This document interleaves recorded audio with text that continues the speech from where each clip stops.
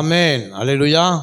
உங்களும் கர்த்தருடைய வார்த்தைக்கு நேராய் கடன் சொல்ல போகிறோம். சர்வ வல்லமையுள்ள ஆண்டவரே, நீர் கொடுத்த இந்த வார்த்தையை வேதத்தில் இருக்கிறபடி உலகத்தில் நீர் தெரிந்தெடுத்து நீர் எனக்கு தந்த உம்முடைய பிள்ளைகளாய் இவர்களுக்கு உம்முடைய வார்த்தையை கொடுத்தேன் என்று ஆண்டவராய் இயேசுக்கு சொன்னது போல, பிதாவே, இந்த நாளிலும் நீர் கொடுத்த இந்த வார்த்தையை பிள்ளைகளுக்கு நாங்கள் கொடுக்கும்போது ஒரு உள்ளத்திலே ஆண்டவரே உள்ளம் கொழுந்து விட்டு எரியவில்லையா என்று இருக்கிறபடி கொழுந்து விட்டு எரிந்து பிள்ளைகள் எல்லாரும் அக்னியாய் மாற வேண்டும் நாங்கள் செபிக்கிறோம். ஆண்டவரே, கர்த்தருடைய வார்த்தை பிள்ளைகளுக்குள்ளே பலிக்கட்டும், ஆசீர்வதிக்கட்டும். உடைய கரங்களை ஒப்புக் கொடுக்கிறோம் ஜீவனுள்ள நல்ல பிதாவே. ஆமென். அல்லேலூயா. ஒரு வசனத்தை வாசித்து கடன் சொல்வோம். யோவான் எழுதின சுவிசேஷம் 10வது அதிகாரம் 10வது வசனத்தை எடுத்தவர்கள் வாசிக்கும்படி உங்கள் அன்பாய் கேட்டுக்கொள்கிறேன்.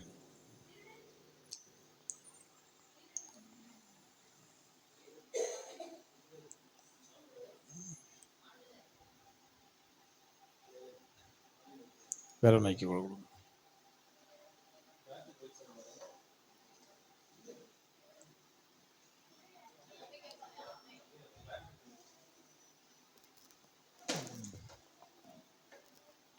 ஹல்லேலூயா.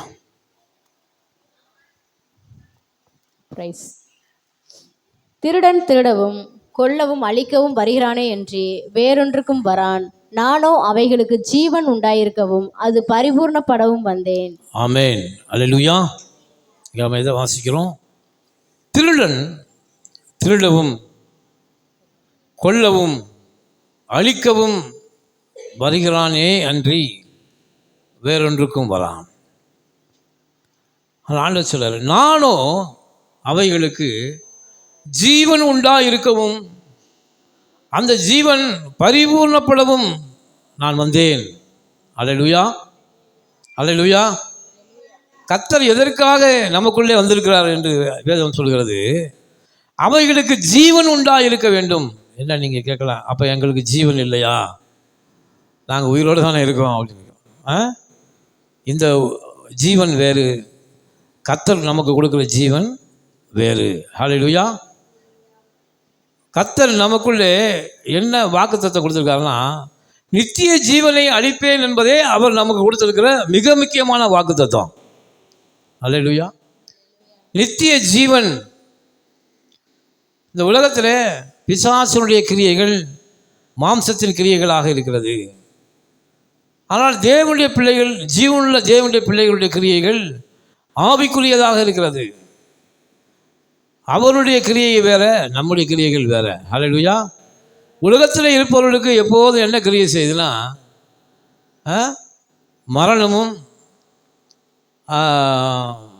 மரணம் அவர்களை கிரியை செய்கிறது. ஆனால் தேவனுடைய பிள்ளைகளுக்கு நம்ம என்ன கிரியை செய்யுதுன்னா, ஜீவன் கிரியை செய்கிறது. ஹல்லேலூயா. நமக்கு ஜீவன் உண்டாயிருக்கிறது. ஆண்டவர் நமக்கு எதை வாக்குத்தத்தம் பண்ணியிருக்காருன்னா, அவைகளுக்கு ஜீவன் உண்டாயிருக்க வேண்டும், அது பரிபூர்ணப்பட வேண்டும். அது என்ன செய்யணும்? பரிபூர்ணப்படணும். இப்போ பாருங்க, கர்த்தருடைய வார்த்தை ஏன் நமக்கு ஜீவன் உண்டாயிருக்கு அப்படின்னு பாருங்களா. கர்த்தருடைய வார்த்தை எப்படி இருக்கணும்? ஆவியாயும் ஜீவனுமாக இருக்கிறது. அப்போ தேவனுடைய பிள்ளைகள் தேவனுடைய வார்த்தையை கேட்க கேட்க கேட்க நமக்குள்ள என்ன பெறுகிறது? ஜீவன் பெறுகிறது. நமக்கு ஜீவன் உண்டாயிருக்கிறது. உலகத்தில் எல்லாருமே உயிரோடு தான் இருக்காங்க. ஆனால் தேவன் நமக்கு நித்திய ஜீவனை தந்திருக்கிறார். எப்படி இருக்கிற? என்ன தந்திருக்காரு? நித்திய ஜீவன். நமக்கு என்ன இல்லைன்னா, மரணம் நமக்கு என்ன இல்லவே இல்லை. அவர் நம்ம கொடுத்துருக்க மிக முக்கியமான வாக்குத்தத்தம் நித்திய ஜீவன். ஹல்லேலூயா. அந்த ஜீவனை குறித்து தான் நம்ம இன்றைக்கி பார்க்க போகிறோம். ஆமென். அப்போ பாருங்கள், உலகத்தில் பிசாசனுடைய கிரியைகள் திருடுவதும் கொள்வதும் அழிப்பதும். கண்கள் திறக்கப்பட வேண்டும் நமக்கு. பிசாசனுடைய கிரியைகள் எவைகள்? பிசாசனுடைய பிள்ளைகள் யார்? ஜீவனுள்ள தேவனுடைய பிள்ளைகள் யார்? இது ரெண்டுக்கும் வித்தியாசத்தை நம்ம கண்டுபிடிச்சிட்டோம்னா அந்த உலகத்தில் ஒரு வெற்றி உள்ள வாழ்க்கையை நாம் வாழலாம். ஒருவேளை நாம் கூட ஜீவனுள்ள தேவனுடைய பிள்ளைகளை போல இருக்கிறோமா? இல்லை பிசாசனுடைய கிரியைகள் நமக்குள்ளே இருக்கிறதா? இதை நாம் ஆராய்ந்து பார்த்து தேவனுடைய வழியை கண்டுபிடிச்சு நடக்கணும். அதுதான் கர்த்தர் நமக்கு வைத்திருக்கிற வழி. கர்த்தர் நமக்கு வைத்திருக்கிற வழி பாருங்கள். ஒரு வசனம் சொல்லுது, யோவான் 10:1 அதிகாரத்தை வாசிங்க, 1 வசனத்தை வாசிங்க. மெய்யாகவே மெய்யாகவே மெய்யாகவே மெய்யாகவே நான் உங்களுக்கு சொல்லுகிறேன், ஆட்டு தொழுவத்துக்குள் வாசல் வழியாய் பிரவேசிக்கிறவன் பிரவேசியாமல் வேறு வழியாய் வருகிறவன் கள்ளனும் கொள்ளைக்காரனுமாக இருக்கிறான். ஹல்லேலூயா. ஆண்டவர் நீங்க என்ன சொல்றாரு? மெய்யாகவே நான் உங்களுக்கு 2 சொல்றாரு. ஒரு ஆட்டு தொழுவம் இருக்கிறது. அந்த ஆட்டு தொழுவத்துக்குள்ளே அந்த ஆட்டு தொழுவத்துக்கு உண்மையான உரிமையாளர் எப்படி வருவார்னா கேட்டை திறந்து வருவார். எப்படி வருவார்? கேட்டை திறந்து உள்ள வருவார். ஆனால் அந்த ஆட்டை கொள்ளையடிக்க வருகிறவன் எப்படி வரானா அந்த வீட்டு வழியாக வர முடியாது. எப்படி வரானா வேறு வழியாய் வருகிறான், அதாவது பின்பக்கமாக இருந்து வருகிறான். அப்போ பிசாசு எப்படி நமக்குள்ளே வருகிறான்னா பின்பக்கமாக இருந்து வருகிறான். ஆனால் ஜீவனுள்ள தேவனுடைய பிள்ளைகளாக நாம் எப்படி வரோம்? ராஜநடையாய் நாம் இந்த உலகத்திலே நாம் நடந்து செல்கிறோம். ஆமென். அப்போ ஜீவனுள்ள தேவனுடைய பிள்ளைகள் எப்போது எப்படி இருக்கணும்? நேர்மையாய், தேவனுடைய நீதியை உடையவர்களாய், தேவனுடைய அன்பை தரித்து கொண்டவர்களாய், தேவனுடைய வார்த்தையின்படி நடக்கிறவர்களாய் நாம் இருக்கும்போது கர்த்தர் நமக்குள்ளே ஜீவனை தருகிறார். ஜீவனுள்ள பிள்ளைகள் எல்லாரும் எப்படி நடக்கிறாங்க? வாசல் வழியாய் பிரவேசிக்கிறார்கள். ஆமென். ஹல்லேலூயா. அப்போ நாமெல்லாம் வாசல் வழியாய் பிரவேசிக்கிறோம். நீதியுள்ள பிள்ளைகளாய், நேர்மையாய், உண்மையாய் நாம் பிரவேசிக்கும் போது கர்த்தர் ஆட்டு தொழுவத்துக்கு சொந்தக்காரராக நம்மை மாற்றுகிறார். ஆமென். எல்லா ஆடுகளுக்கும் நாம தான் சொந்தக்காரங்க. ஆனால் திருடன் என்னன்னா அவன் ஒரு ஆட்டு தொழுவத்துக்குள்ளே வந்தான்னா அவன் எதை தூக்கிட்டு போக முடியும்? ஒரு 2 ஆடு அல்லது 3 ஆடு தான் அவனால் என்ன செய்ய முடியும்? தூக்கிட்டு போக முடியும். ஆனால் கர்த்தர் அவருடைய வார்த்தையின்படி அவருடைய வாசல் வழி, அதான் நானே வழியும் சத்தியமும் ஜீவனுமாக இருக்கிறேன். கர்த்தருடைய வாசல் வழியாய் கர்த்தருடைய வழியிலே நாம் நடக்கும்போது கர்த்தர் நம்மை ஒரு தொழுவத்துக்கே சொந்தக்காரனாக கர்த்தர் நம்மை மாற்றுகிறார். ஹல்லேலூயா. ஆமென். அதான் ஆண்டவர் சொல்றாரு. 2வது வசனத்தை வாசிங்க. அதுல வாசல் வழியாய் பிரவேசிக்கிறவனும் ஆடுகளின் மேய்ப்பனாக இருக்கிறான். ஹல்லேலூயா. ஆடுகளின் மேய்ப்பன் என்னவா இருக்கிறான்? ஆடுகளுக்கு சொந்தக்காரனாக கர்த்தர் நம்மை மாற்றுகிறார். அப்ப கர்த்தருடைய வார்த்தை ஜீவனுள்ளதாக இருக்கிறது. அந்த வார்த்தையின்படி நடக்கிறவர்களுக்கு கர்த்தர் ஆட்டு தொழுவத்தை மேய்ப்பனாக நமக்கு தருகிறார். ஹல்லேலூயா. ஆட்டு தொழுவத்தையே கர்த்தர் நமக்கு என்ன செய்கிறாரா? தருகிறார். ஆனால் பிசாசு அவனுக்கு என்ன கிடைக்கும்? திருட வர்றான், தெரியாமல் வர்றான். அவனுக்கு கிடைப்பது 1 அல்லது 2 ஆடுகள் தான். ஆனால் கர்த்தருடைய பிள்ளைகள், தேவனுடைய பிள்ளைகளுக்கு கர்த்தர் தாம் உண்டு பண்ணின எல்லா ஐஸ்வர்யத்தையும் கர்த்தர் நமக்கு தர வல்லமையுள்ள தேவனாக இருக்கிறார். ஹல்லேலூயா. அந்த கர்த்தருடைய வார்த்தை என்னவா இருக்கு? ஜீவனாக இருக்கிறது. கர்த்தர் நம்ம கொடுத்திருக்கிற ஆசீர்வாதங்கள் ஜீவனுள்ளதாக இருக்கிறது. அது ஒரு நாளும் மரித்து போகவே போகாது. ஆமென். ஹல்லேலூயா. அதனால தான் வாசல் வழியாய் பிரவேசிக்கிறவனா ஆண்டவர் சொல்றார், நானே வழி. ஆண்டவருடைய வழியிலே நாம் நடக்கும்போது நாம் தான் அந்த தொழுவத்துக்கு ஓனராக இருக்கிறோம். கர்த்தர் நம்மை அப்படியாக வைத்திருக்கிறார். 3வது வசனத்தை வாசிங்க. வாசலை காக்கிறவன் அவனுக்கு திறக்கிறான். வாசலை காக்கிறவன் அவனுக்கு திறக்கிறான். ஆடுகளும் அவன் சத்தத்துக்கு என்ன கொடுக்குது? செவி கொடுக்கிறது. அவன் தன்னுடைய ஆடுகளை பேர் சொல்லி கூப்பிட்டு அவைகளை வெளியே நடத்தி கொண்டு போகிறான். ஹல்லேலூயா. பாருங்க, எல்லா அனுகூலங்களையும் கர்த்தர் நம்முடைய வாழ்க்கையில வச்சிருக்காரு. காரணம் என்னன்னா கர்த்தருடைய வார்த்தை நமக்குள்ளே இருக்கும்போது, அந்த வார்த்தை நமக்குள்ளே இருக்கும்போது நாம் ஜீவனுள்ளவர்களாக இருக்கிறோம், ஜீவனுள்ள தேவனுடைய பிள்ளைகளாக இருக்கிறோம். அதனால் இந்த உலகம் முழுவதையும் ஆளுகை செய்கிற அதிகாரத்தை தேவன் தம்முடைய வார்த்தையில் நமக்கு கொடுத்திருக்கிறார். ஹல்லேலூயா. வாசலை காக்கிறவனுக்கு திறக்கிறான். பொக்கிஷ வெண்கல கதவுகளை உடைத்து இருப்புத்தாழ்வுகளை ஒளிப்படுத்துகிற பொக்கிஷங்களை கர்த்தர் நமக்கு கொடுக்குறாரு. பாருங்க, அந்த பொக்கிஷத்தை பாதுகாத்து வைக்கிற அந்த வாசலை காக்கிறவன் என்ன செய்யறான்? நமக்காக நாம் போகும்போது நமக்காக அந்த கதவை திறக்கிறான். ஹல்லேலூயா. ஆண்டவர் சொல்றார், நீ போகிற இடம் எங்கே போனாலும் கர்த்தர் உனக்காக பொக்கிஷத்தை திறக்க வைக்க வல்லமையுள்ள தேவனாக இருக்கிறார். ஆமென். அதுதான் ஜீவனுள்ள தேவனுடைய பிள்ளைகள். ஏனென்றால் வல்லமையுள்ள தேவன் நமக்குள்ளே வாசம் பண்ணுகிறார். அந்த வார்த்தை நமக்குள்ளே என்ன வைத்திருக்கிறது? ஜீவனை வைத்திருக்கிறது. அந்த ஜீவன் பல வழிகளை நமக்காக திறக்கிறது. ஆமென், அல்லேலூயா. அந்த வார்த்தை என்ன செய்யுது? நமக்காக வாசல்களை திறக்கிறது. ஆளுகளும் அவன் சத்தத்துக்கு என்ன செய்யுது? செவி கொடுக்குது. ஒரு திருடன் ஒரு ஆட்டு தொழுவத்துக்குள்ள வந்தா என்ன நடக்கும்? ஆளுகள் உள்ள என்ன செய்யும்? ஒரே கத்தும். பார்த்துக்குங்க, அவன் சொல்றது எதுவுமே கேட்கவே கேட்காது. பாருங்க, ஜீவனுள்ள தேவனுடைய பிள்ளைகள் அந்த ஆசீர்வாதத்தை அவன் சுதந்திரிக்கும் போது அது அவனுக்கு அனுகூலமான காரியங்களை வைத்திருக்கிறது. ஆமாம், நீங்கள் எங்கே போனால் ஆலோசனை, என் சமூகம் உனக்கு உண்பாக செல்லும், நான் உனக்கு உண்பாக சென்று எல்லா கோணல்களையும் உனக்கு செவ்வையாக்கி நீ சுதந்திரிக்க வேண்டிய எல்லா ஆசீர்வாதங்களையும் உனக்கு நான் என்ன செய்வேன்? அனுகூலமாக வைப்பேன். காரணம் ஒரே ஒரு ஐடென்டிட்டி, கர்த்தருடைய வார்த்தை என்கிற ஜீவன் நமக்குள்ளே இருப்பதனாலே. ஹல்லேலூயா. அந்த ஜீவன் தான் ஆண்டவர் சொல்றாரு, அவைகளுக்கு நான் ஜீவனை கொடுக்கவும் அந்த ஜீவன் பரிபூர்ணப்படவும் நான் இந்த உலகத்துக்கு வந்திருக்கிறேன். ஹல்லேலூயா. அவர் சொல்றார் பாருங்க, அவன் தன்னுடைய ஆளுகளை பேர் சொல்லி கூப்பிட்டு அவைகளை வெளியே நடத்தி கொண்டு போகிறான். ஆமென். அப்போ ஆட்டு தொழுவத்திற்கு ஆசீர்வாதத்துக்கு சொந்தக்காரனாக நாம் மாற வேண்டும்னால் கர்த்தருடைய ஜீவனுள்ள வார்த்தைகள் நமக்குள்ளே இருக்கணும். ஆமென். அந்த வார்த்தையை நீ கேட்க வேண்டும், அதை நம்ம மனக்குள்ளே வைத்திருக்க வேண்டும். இந்த ஜீவனுள்ள வார்த்தைகள் நமக்குள்ளே என்ன செய்யணும்? பெருகிக்கொண்டே, நம்ம வாழ்க்கை என்ன செய்யும்? பெருக்கிக் கொண்டே இருக்கும். அப்போ இந்த வார்த்தைகளுக்கு செவி கொடுக்கிறவன் எவனோ, என் வார்த்தைகளை கேட்டு அதன்படி செய்கிறவன் எவனோ அவனே தன் வீட்டை எங்கே கட்டுறான்? கண்மலையில் மேல் கட்டப்பட்ட புத்தியுள்ள மனுஷனுக்கு பாருக்கிறான். அப்போ அந்த வார்த்தையை குறித்து நாம் அறிந்து கொள்ள வேணும். இன்னொரு வசனத்தை நான் சொல்கிறேன், வாசிங்க. யோவான் 17:3 வாசிங்க. ஒன்றான மெய் தேவனாகிய உம்மையும் நீர் அனுப்பினவராகிய இயேசு கிறிஸ்துவையும் அறிவதே நித்திய ஜீவன். அப்ப நித்திய ஜீவன் என்பது என்ன? ஒன்றான மெய் தேவனாகிய பிதாவாகிய தேவனையும் ஆண்டவராகிய இயேசு கிறிஸ்துவையும் அறிவதே நித்திய ஜீவன். நித்திய ஜீவனை நாம் எப்படி பெற்றுக்கொள்ளணும்? ஆண்டவர் சொல்றாரு பாருங்க, இரவும் பகலும் கர்த்தருடைய வேதத்தில் தியானமாக இருக்கிற மனுஷன் பாக்கியவான், அவன் செய்வதெல்லாம் என்ன செய்யும்? வாய்க்கும். அப்போ மெய் தேவனாகிய பிதாவாகிய தேவனை எப்படி நாம் அறிந்து கொள்ள முடியும்? சொல்லுங்க, எதை வச்சு நீங்கள் அறிந்து கொள்வீங்க? நீர் அனுப்பின கிறிஸ்துவையும் அறிவது எப்படி அறிய முடியும்? சரி, அதை எப்படி அறிவீங்க? எங்கே தேடுவீங்க? சரி, எங்கே தேடுவீங்க?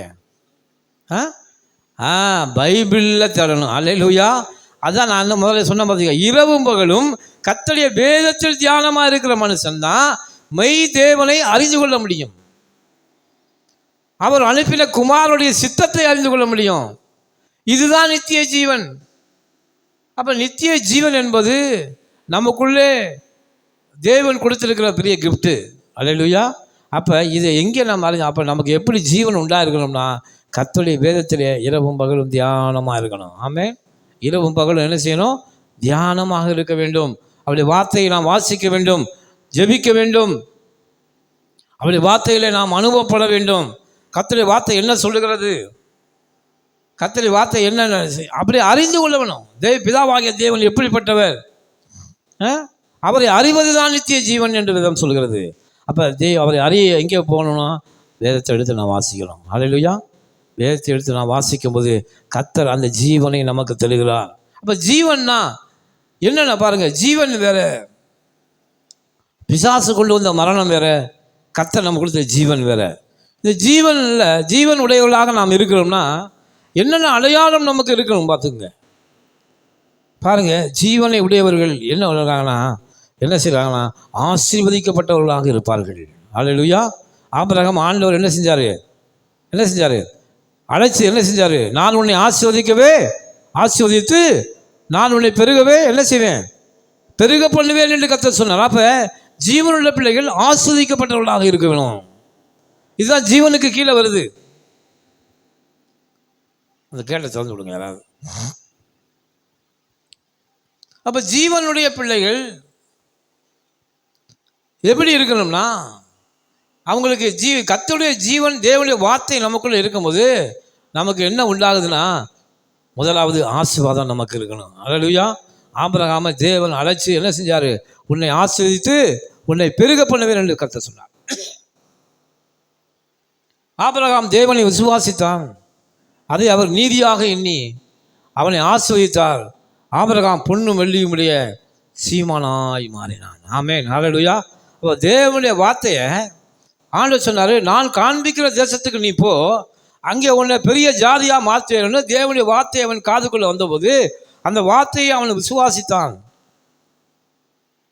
அப்படி விசுவாசிக்கும் போது அவனுக்கு என்ன நடந்துச்சுன்னா, அவன் ஆசீர்வதிக்கப்பட்டவனாக மாறினான். ஹல்லேலூயா. அப்போ ஜீவனுள்ள தேவனுடைய வார்த்தை நமக்கு எதை கொண்டு வரும்னா, ஆசீர்வாதத்தை கொண்டு வரும். ஆமென். அடுத்து பெருக்கத்தை கொண்டு வரும்.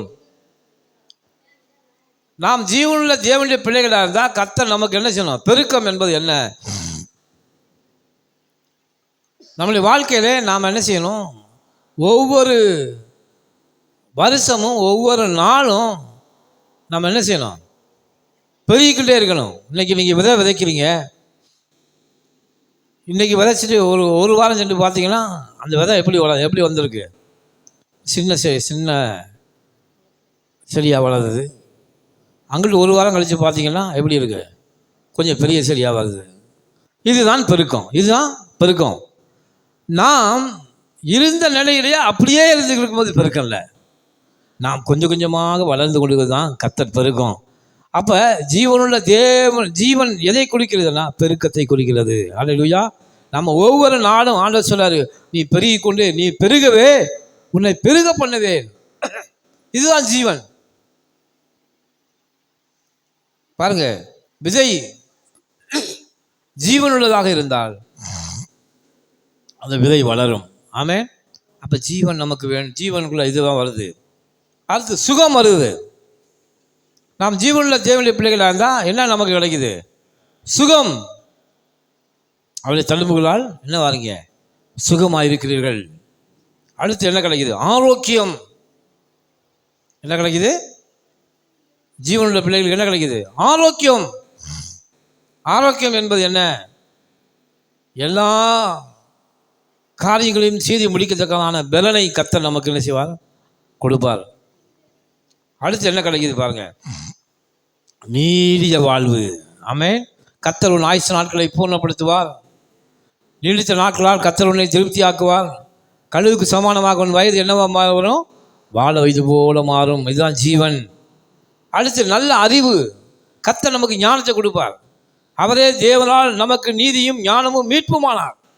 கர்த்தர் நமக்கு நல்ல ஆண்டவருடைய வார்த்தையை நமக்குள்ளே இருக்கும்போது நமக்கு என்ன உண்டாகுது? நல்ல அறிவு உண்டாகுது.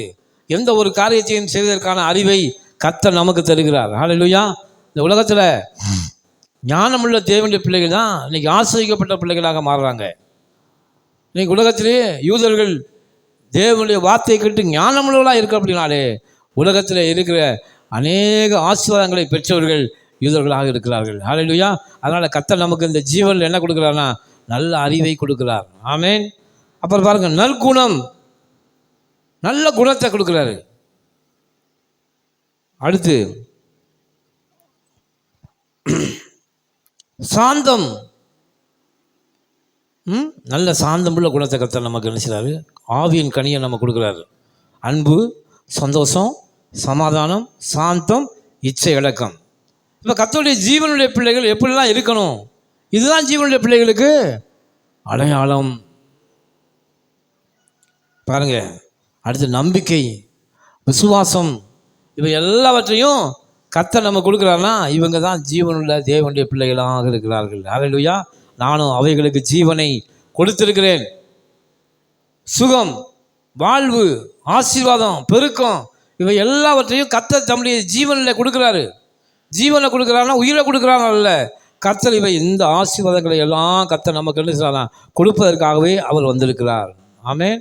அதனால் இந்த ஜீவனில் வார்த்தை எங்கே இருக்குன்னா, பிதாவாகிய தேவனையும் கிறிஸ்துவையும் நாம் எந்த அளவுக்கு அறிந்து கொள்கிறோமோ அவருடைய அன்பின் அகலத்தையும் நீளத்தையும் ஆழத்தையும் உயரத்தையும் அறிந்து கொள்ள வல்லவர்களாக நாம் மாறணும். இப்படி மாறும்போது கர்த்தர் நமக்கு நித்திய ஜீவன் உண்டாகும்படி செய்கிறார். ஹல்லேலூயா. அதனால தான் இரவும் பகலும் கர்த்தருடைய வேதத்தில் என்னவாக இருக்கணும்? தியானமாக இருக்க வேண்டும். கர்த்தருடைய வேதத்தை வாசிக்கணும், அவரை அறிந்து கொள்ளணும், வேதத்தின் மேல் வாஞ்சையாக இருக்க வேண்டும். ஹல்லேலூயா. பாருங்கள், அடுத்து பிசாசு கொடுக்குற மரணத்தில் என்ன உண்டாகுதுன்னா வறுமை, தரித்திரம், நோய், சுகவீனம், ஆபத்து, எல்லா புத்தியின்மை, அறிவில்லாது, அவிசுவாசம், இவை எல்லாம் இதில் உண்டாகுதுன்னா மரணத்துக்கு எதுவான பாத்திரம் அதை நம்மை உலகத்தில் ஆண்டு கொண்டு இருக்கு இன்னைக்கு. அதனால தான் ஜீவனில் தேவனுடைய பிள்ளைகள் என்ன பண்ணணும்? இந்த பிசாசை போல வேறு வழியாய் நாம் பிரவாசிக்காதபடி நம்முடைய வாழ்க்கையில் கர்த்தருடைய வழியிலே நாம் நடந்து செல்ல வேண்டும். ஆமென். ஹல்லேலூயா. நானே வழியும் சத்தியமும் ஜீவனுமாக இருக்கிறேன். ஒருவன் என் வழியிலே நடந்தால் அவன் ஆசீர்வதிக்கப்பட்டவனாக இருப்பான். அப்போ ஜீவனுள்ள தேவனுடைய வார்த்தைகளை படிக்க வேண்டும், அதன்படி நடக்கணும். அப்படி நடக்கும்போது நமக்குள்ளே ஜீவன் உண்டாயிருக்கிறது, அந்த ஜீவன் நமக்குள்ளே பரிபூர்ணப்படுகிறது. ஆமென். அதனால் இந்த வார்த்தைகளை நாம் ஒரு நாள் என்ன செய்யக்கூடாது? மறந்து விடக்கூடாது. வாசிப்புங்க, நீதிமொழிகள் 22 4 வசனத்தை வாசிங்க.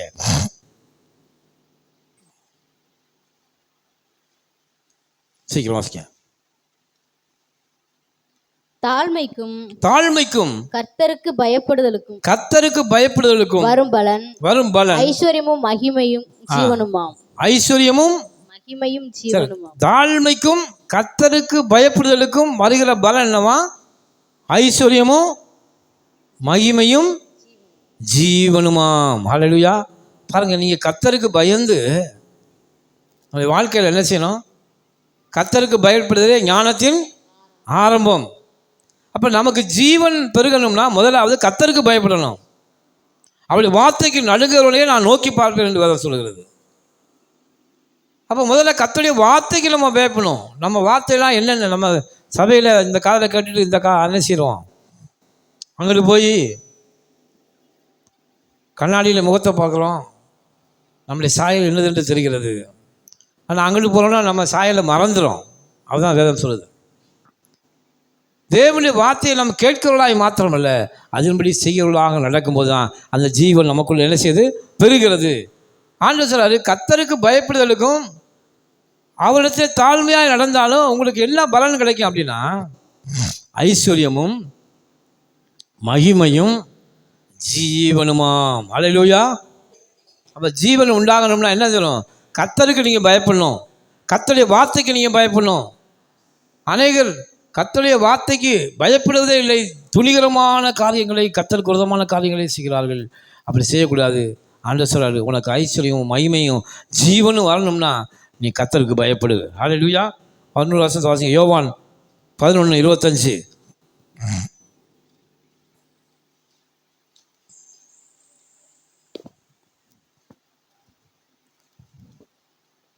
இயேசு அவளை நோக்கி, நானே உயிர்த்தெழுதலும் ஜீவனுமாய் இருக்கிறேன். நானே உயிர்த்தெழுதலும் ஜீவனுமாக இருக்கிறேன். ஹல்லேலூயா.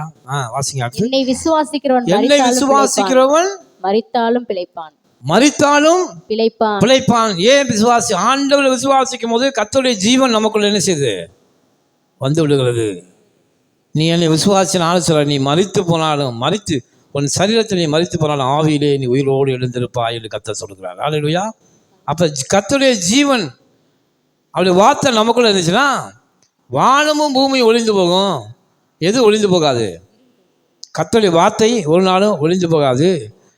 கர்த்தருடைய வார்த்தை நமக்குள்ளே இருக்கும்போது நாமும் ஒரு நாளும் இறந்து போக மாட்டோம். மரித்தாலும் சரீரத்தில் நாம் மறிக்கலாம், ஆனால் ஆவியிலே நாம் எப்போதும் உயிரோடு இருப்போம். ஹல்லேலூயா. அதுதான் கர்த்தர் நமக்கு கொடுக்குற வாக்குத்தத்தம். யோவான் 14:6 வாசிங்க. அதற்கு இயேசு, நானே வழியும் சத்தியமும் இருக்கிறேன். ஆண்டவர் தான் நமக்கு வழி, அவருடைய சத்தியம், அவருடைய ஜீவன். ஆமென். அவருடைய ஜீவன் எதில் இருக்கு? அவர் சொல்லுகிற வார்த்தைகளே, அவருடைய சத்தியத்தில் இருக்கிறது. அதனால தான் நமக்கு ஜீவனை கொண்டு வருகிறது. ஆண்டவர் சொல்ல, என்னை இல்லாமல் ஒருவனும் பிதாவிடத்தில் பரலோகத்திலே ஆண்டவரிடத்தில் நம்ம போகணும் அப்படின்னா பிதாவாகி குமாரனாகி இயேசு கிறிஸ்துவினுடைய வழியாக நாம் போகலைன்னா பிதாவிடம் நாம் ஒரு நாள் என்ன செய்ய முடியாது, போக முடியாது. அதனால தான் முதலாவது ஜீவனுள்ள வார்த்தைகளை நீங்கள் படிக்கணும், கேட்கணும். படிக்கணும், கேட்கணும். ஐஸ்வர்யமும் கனமும் மகிமையும் நமக்குள்ளே வரணும்னா கர்த்தருடைய வார்த்தையின் மேலே அதிக நேரத்தை நாம் செலவிட வேண்டும். அதிக நேரத்தை என்ன செய்யணும், செலவிட. நீங்கள் வேதத்தை வாசிக்க வாசிக்க உங்களுக்குள்ள என்ன பெருகும், ஜீவன் பெருகும். உலக காரியங்களை செய்ய செய்ய மரணம் தான் வந்துட்டு இருக்கோம்.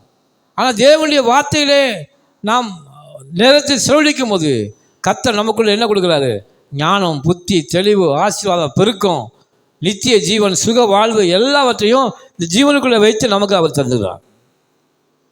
அல்லேலூயா. அதனால் ஜீவனுள்ள தேவனுடைய வார்த்தைகளை நாம் அனுதினமும் தியானிக்கணும். அல்லேலூயா.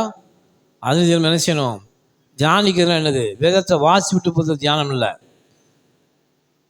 ஒரு அதிகாரத்தை வாசிட்டு அந்த வார்த்தையை நினச்சி என்ன செய்யணும், என்ன இந்த வார்த்தை சொல்லப்பட்டிருக்கு, கண்ணை மூடி கொஞ்சம் நேரம் அந்த வார்த்தையை குறித்து ஆவியானவரை இன்றைக்கி எனக்கோடு பேசுங்க. இதுதான் தியானம். என்னோடு பேசுங்க. நீங்களே யோசிக்கணும், ஆண்டவர் இந்த வார்த்தை எனக்கு சொல்லுங்கள். மாட்டை நீங்கள் பார்த்துக்கிங்களா, நல்லா சாப்பிட்றோம், இறை கிடைக்கும்போது நல்லா சாப்பிட்றோம். சாப்பிட்டுட்டு என்ன செய்யாது, அப்படியே முழுங்கிறாது. அது போய் தொண்டையில் எல்லாத்தையும் சேர்த்து வச்சுட்டு ஒரு இடத்துல போய் உட்காந்து என்ன செய்யும், கொஞ்சம் கொஞ்சமாக எடுத்து என்ன செய்யும், அரைச்சி அரைச்சி அரைச்சி பொடியாக்கி உள்ளக்க அனுப்பிக்கிட்டே இருக்கும். இதே போல தான் நாம் என்ன செய்யணும், கேட்ட வார்த்தைகளை அசை போட வேண்டும். அதுதான் தியானம். அல்லேலூயா. பாருங்கள், அந்த தியானம் பண்ண வேண்டும். அப்போ தியானம் பண்ண பண்ண பண்ண கர்த்தருடைய ஜீவன் நமக்குள்ளே பெருகும். கர்த்தர் சொன்ன எல்லா ஆசீர்வாதங்களும் மகிமையும் கனமும் நமக்குள்ளே ஓடி வரும். அல்லேலூயா. இதுதான் ஜீவனுள்ள தேவன் பிள்ளைகளுக்கு கர்த்தர் கொடுக்குற ஆசீர்வாதம். அல்லேலூயா. பாருங்கள், ஆண்டவர் ஒரு ப்ராசஸ் வச்சுருக்காரு. எப்படி நடந்தா நாம் எப்படி நடக்கணும், எப்படி நடந்தால் நாம் ஜீவனை பெற்றுக்கொள்ளலாம். வாசிங்க 1 கொரிந்தியர் 11:1 வாசிங்க. நான் கிறிஸ்துவை பின்பற்றுகிறது போல நீங்கள் என்னை பின்பற்றுகிறவர்களாக இருங்கள். சகோதரரே, நீங்கள் எல்லாவற்றிலும் என்னை நினைத்துக் கொண்டு நான் உங்களுக்கு ஒப்புவித்தபடி நீங்கள் கட்டளைகளை கைக்கொண்டு வருகிறது நிமித்தம் உங்களை புகழுகிறேன். கட்டளைகளை கை கொண்டு வருகிற நிமித்தம் உங்களை நான் புகழுகிறேன். அல்லேலூயா. இப்போ கட்டளைகளை கை கொண்டு வருவது நமக்கு நம்முடைய கடமையாக இருக்குது. கர்த்தர் நமக்கு என்ன வார்த்தையை நமக்கு இன்றைக்கி பேசினார், என்ன வார்த்தை சொன்னார், இந்த வார்த்தையின்படி நான் கீழ்ப்படிந்து நடக்கிறேனா? எதுக்காக இங்கே வார்த்தையை கேட்குறோம்? இது ஒரு கடமையா, இது ஒரு சடங்காச்சாரமா?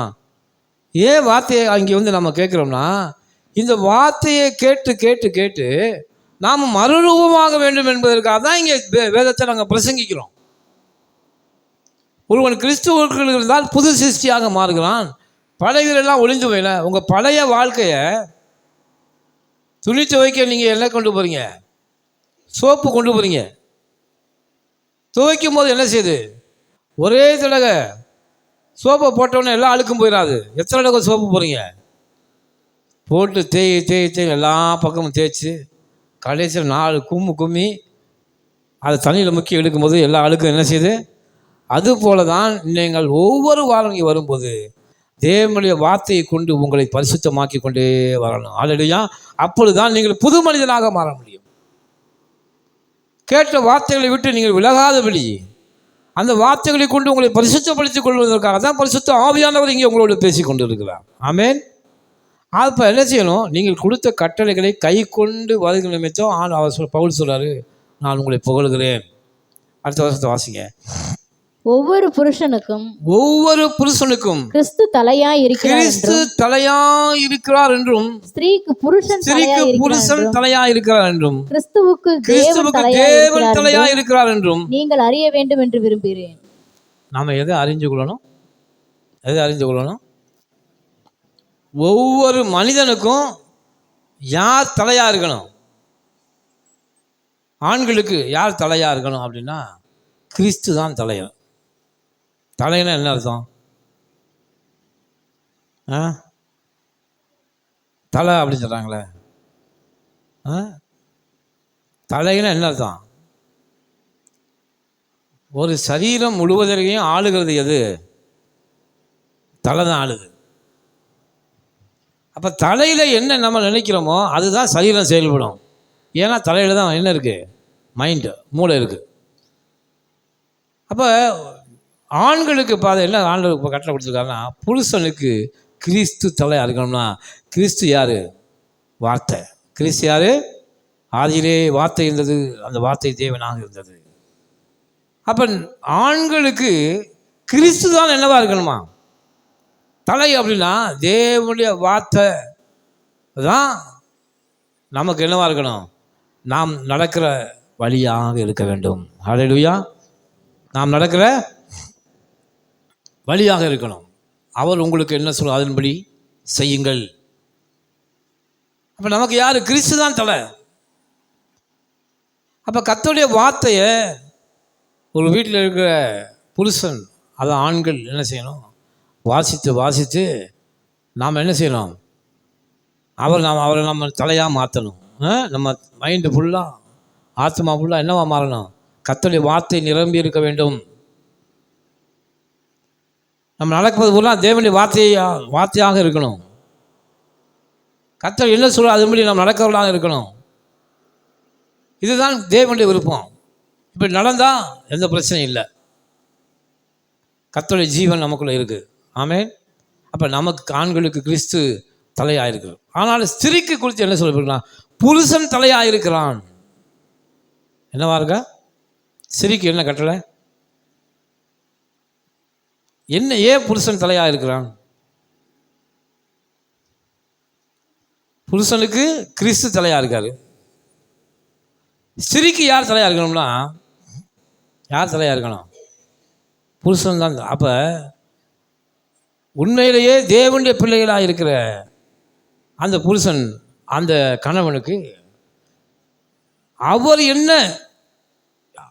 கணவன் என்ன விருப்பத்தை தனக்குள்ளே வைத்திருக்கிறாரோ அதை நிறைவேற்றுவதாக இருக்கிற விருப்பம் தான் யாருடைய கடமை? ஒரு ஸ்திரீயுடைய கடமையாக இருக்குது. பாருங்க, ஒரு சக்ஸஸ்ஃபுல் மினிஸ்ட்ரி,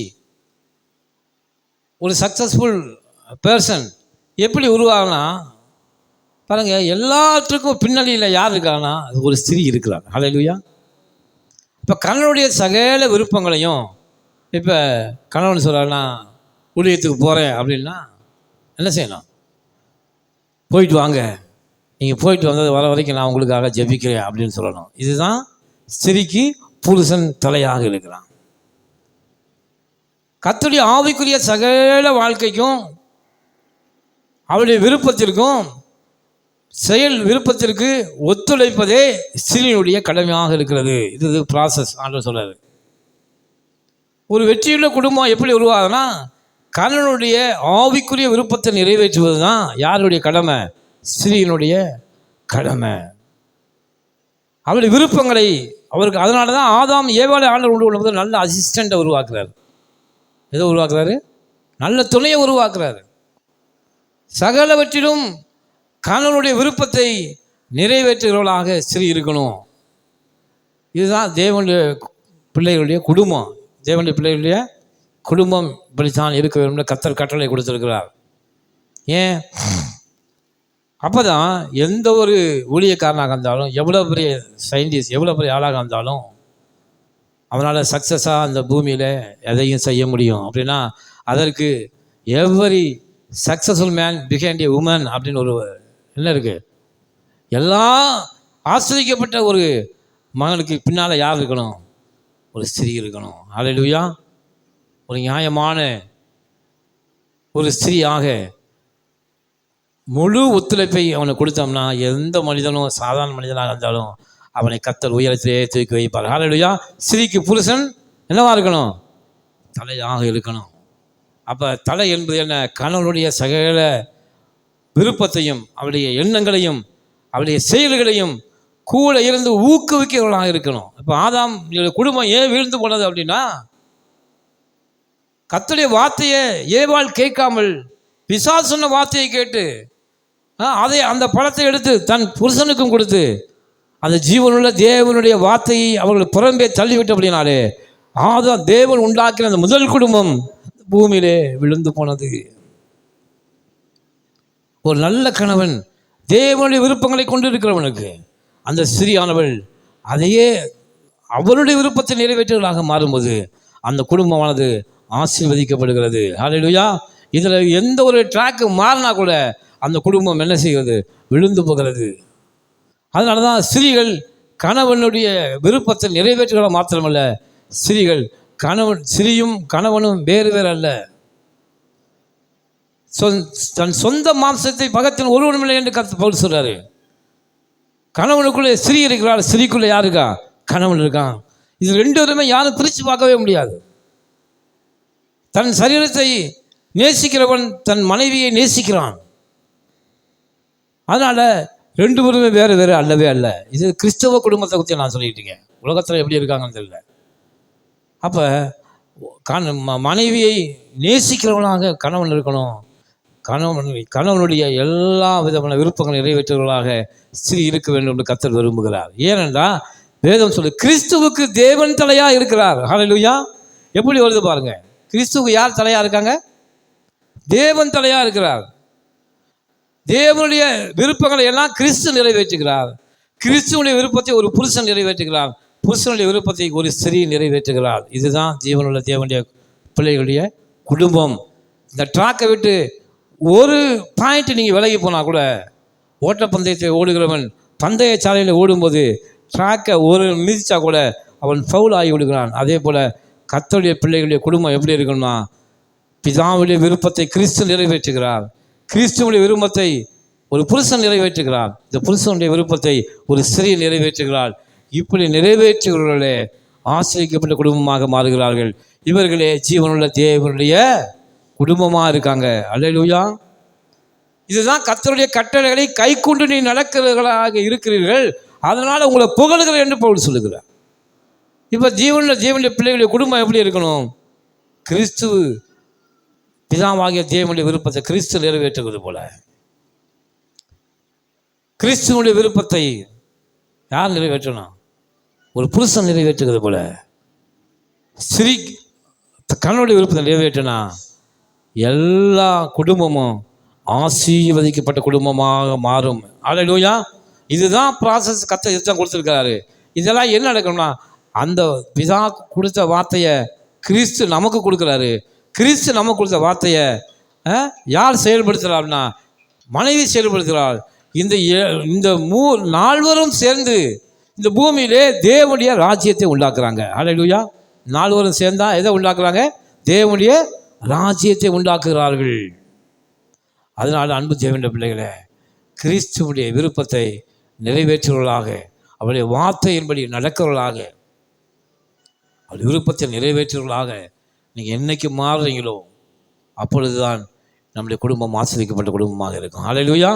அப்போ தான் இது ஜீவனுள்ள தேவனுடைய குடும்பம், இது பரிசுத்த குடும்பம், இது பரிசுத்த ஜாதியினுடைய குடும்பமாக கர்த்தர் நம்மை மாற்றுகிறார். அல்லேலூயா. அடுத்த வருஷம் 4வது வசனத்தை வாசிக்க முடிச்சிடுவோம். ஜெபம் பண்ணுகிற போதாவது, தீர்க்க தரிசனம் சொல்லுகிற போதாவது, தலையை மூடிக்கொண்டிருக்கிற எந்த புருஷனும் தன் தலையை கனவீனப்படுத்துகிறான். அடுத்த வசனம் வாசிங்க. ஜெபம் பண்ணுகிற போதாவது, தீர்க்க தரிசனம் சொல்லுகிற போதாவது, தன் தலையை மூடிக்கொள்ளாதிருக்கிற எந்த ஸ்திரீயும் தன் தலையை என்ன செய்யறானா? கனவீனப்படுத்து. அது அவளுக்கு தலை சிரைக்கப்பட்டதை போல. அப்போ நாம் என்ன செய்யணும்? பவுலுக்கு என்ன சொல்றாருன்னா, நாம் ஆலயத்திற்குள்ளே வரும்போது, ஜெபிக்கும் போது, ஆராதிக்கும் போது ஸ்திரீகள் என்ன செய்ய வேண்டும்? என்ன செய்யணும்? முக்காடு போட்டுக்கொள்ளணும். என்ன செய்யணும்? இது முக்காடு போட்டுக்கொள்ளணும். இந்த முக்காடு இன்னும் ஆவிக்குரிய அர்த்தமாக இருக்கிறது. ஏனென்றால் உங்களுடைய தலை யாராக இருக்கிறது? உங்களுடைய கணவன் தான் உங்களுடைய தலை. இந்த ரகசியம் பெரிது என்று பவுல் சொல்லுகிறார். இந்த கணவனுடைய விருப்பங்களை வேற என்ன செய்யணும்? யாருக்குமே தெரியப்படுத்தாமல் தூதர்கள் நிமித்தம் தூதர்கள் கூட அது தெரியக்கூடாதான். அதனால் நீங்கள் கணவனுடைய தலையை, அவளுடைய விருப்பங்களை, எண்ணங்களை முக்காடு போட்டு என்ன செய்யணும்? பத்திரப்படுத்தி கொள்ள வேண்டும் என்று பவுல் இங்கே சொல்லுகிறார். ஹல்லேலூயா. அதனால தான் நாம் என்ன செய்யணும்? பெண்களாக இருந்தால் என்ன செய்யணும்? தலையை ஆராதிக்கும் போது, துதிக்கும் போது தலையை முக்காடு போட்டு கொள்ள வேண்டும். இதுதான் பவுலுடைய விருப்பம்.